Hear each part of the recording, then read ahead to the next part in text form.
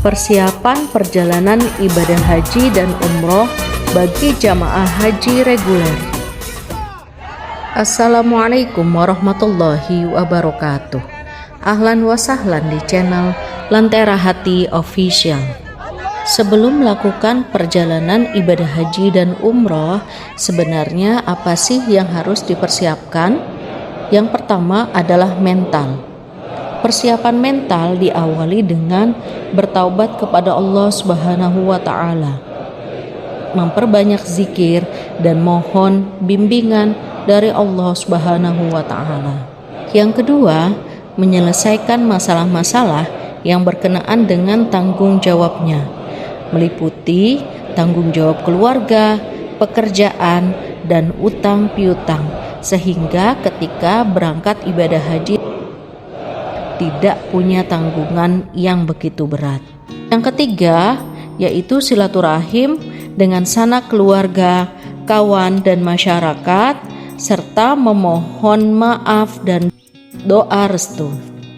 Yang keempat, membiasakan pola hidup sehat agar tidak sulit melakukan ibadah haji dan umroh. Karena ibadah haji dan umroh merupakan ibadah fisik ya teman-teman. Jadi sebelum berangkat, alangkah baiknya latihan berjalan kaki dan menerapkan pola hidup yang sehat. Yang kelima, mempelajari manasik atau tata cara ibadah haji sesuai ketentuan hukum Islam. Persiapan yang kedua yaitu persiapan fisik. Persiapan fisik disiapkan dengan berolahraga secara teratur. Olahraga yang disarankan adalah olahraga aerobik, juga jalan kaki, jogging, senam, dan bersepeda.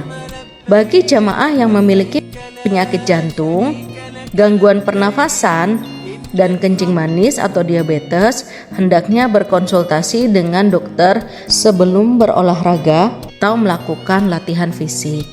Berolahraga, jamaah haji reguler juga hendaknya menjaga berat badan dengan mengkonsumsi makanan sehat dan seimbang. Persiapan yang ketiga yaitu persiapan secara material atau bekal.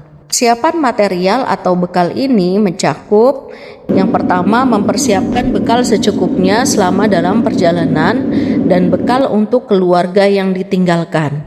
Yang kedua, dibolehkan melaksanakan walimatus safar bagi yang mampu dengan niat mensyukuri nikmat dan menghindari sifat riya. Hati-hati dengan niat ya teman-teman, jangan sampai kita berniat untuk pamer. Ketiga yaitu membawa perlengkapan ke tanah suci seperti pakaian cukupnya kurang lebih 5 setel. Jangan lupa membawa pakaian seragam dari pemerintah bagi jamaah haji ya. Seragam itu sebagai identitas nasional. Pakaian perempuan sebaiknya tidak menggunakan pakaian yang transparan, tidak tipis dan tidak ketat.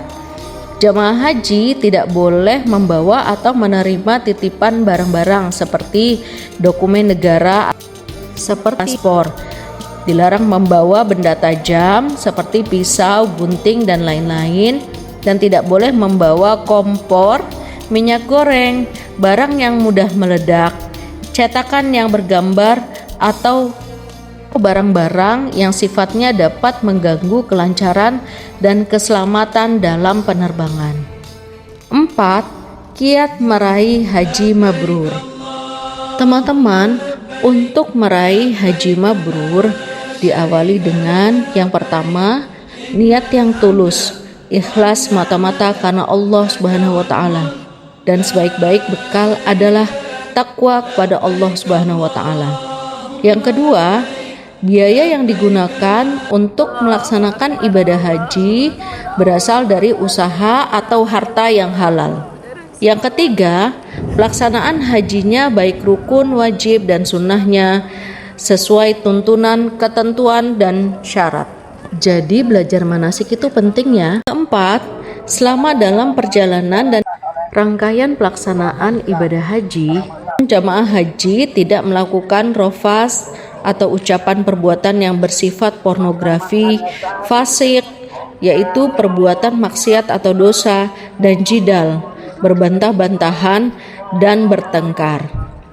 Yang kelima, setelah kembali dari ibadah haji, jamaah haji sebaiknya meningkatkan kualitas ibadah dan kepedulian sosial yang ditandai dengan yang pertama, perilaku dan tutur katanya menjadi lebih baik. Yang kedua, menebarkan kedamaian dan kesejahteraan. Dan yang ketiga, senang memberi dan membantu kepentingan umat.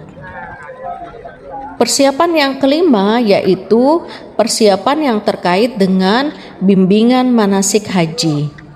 Teman-teman, jamaah haji yang telah mendapatkan kuota di tahun berjalan akan mendapatkan buku paket bimbingan manasik haji yang terdiri dari tuntunan manasik haji dan umroh dan doa, zikir, manasik haji dan umroh.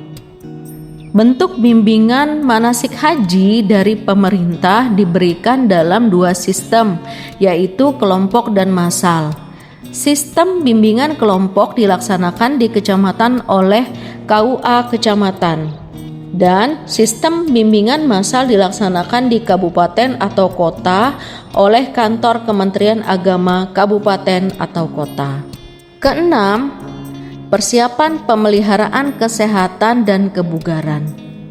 Jamaah haji yang telah terdaftar dan kuotanya masuk dalam urutan berangkat pada tahun berjalan diberikan pembinaan kesehatan, tuntunan menjaga dan meningkatkan kebugaran sebagai persiapan pelaksanaan haji di Arab Saudi yang sangat membutuhkan kesehatan dan kebugaran yang prima.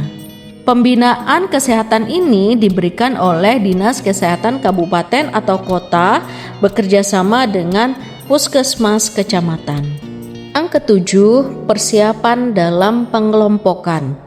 Teman-teman, pengelompokan bimbingan jamaah haji diatur berdasarkan pertimbangan domisili jamaah dan keluarga. Setiap 11 orang jamaah haji dikelompokkan dalam satu regu dan setiap 4 regu yang berjumlah sekitar 45 orang dikelompokkan dalam satu rombongan. Penugasan pembimbing diatur oleh Kepala Kantor Kementerian Agama Kabupaten atau Kota, dan jadwal tempat bimbingan diatur oleh Kepala Kantor Kementerian Agama Kabupaten atau Kota. Adapun jamaah haji akan diberangkatkan dalam satu kelompok terbang atau yang dinamakan kloter dengan kapasitas pesawat bervariasi, yaitu 360 orang, 390 orang, 393 orang, 450 orang, 300 orang, dan 455 orang. Dalam satu kloter terdapat petugas operasional yang menyertai jamaah haji, yaitu terdiri dari satu tim pemandu haji Indonesia atau disingkat TPHI sebagai ketua kloter. Kedua, tim pembimbing ibadah haji Indonesia yang disingkat dengan TPIHI.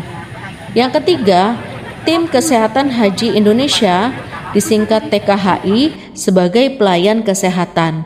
Yang keempat, ketua rombongan, dan yang kelima adalah ketua regu. Demikian persiapan perjalanan ibadah haji dan umroh. Semoga bisa difahami dan semoga bisa bermanfaat ya teman-teman. Terima kasih. Wallahu muwaffiq li aqwamit thoriq. Wassalamualaikum warahmatullahi wabarakatuh.